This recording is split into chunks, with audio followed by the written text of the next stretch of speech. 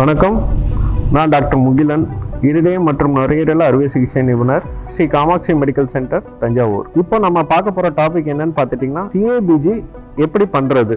CABG நமக்கு ரெண்டு வழியாக நம்ம பண்ண முடியும். ஒன்று ஓப்பன் ஹார்ட் சர்ஜரி, அது நம்ம நெஞ்சு பகுதியில் உள்ள எலும்பை ஓப்பன் பண்ணி நம்ம சர்ஜரி பண்றது. இன்னொன்று minimally invasive cardiac surgery, mix அப்படின்னு சொல்லுவோம். அது என்னன்னா நெஞ்சு பகுதியில் சின்ன ஆபரேஷன் மூலியமா நம்ம பைபாஸ் பண்றது.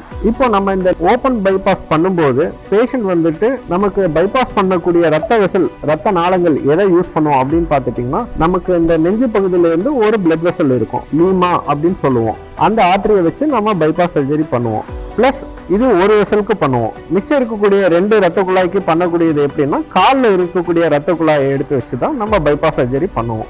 இந்த பைபாஸ் சர்ஜரி நம்ம பண்றது முழு மயக்க மருந்து கொடுத்து தான் பண்ணுவோம். இந்த பைபாஸ் சர்ஜரி நமக்கு முடிஞ்ச உடனே பேஷண்ட்டை 1 நாள்ல இருந்து 2 நாள்ல ஹார்ட் கண்டிஷன் நல்லா ஸ்டேபிள் ஆயிடுச்சுன்னா நம்ம அதுக்கப்புறம் பேஷண்ட்டை நடக்க வைக்க ஆரம்பிப்போம்.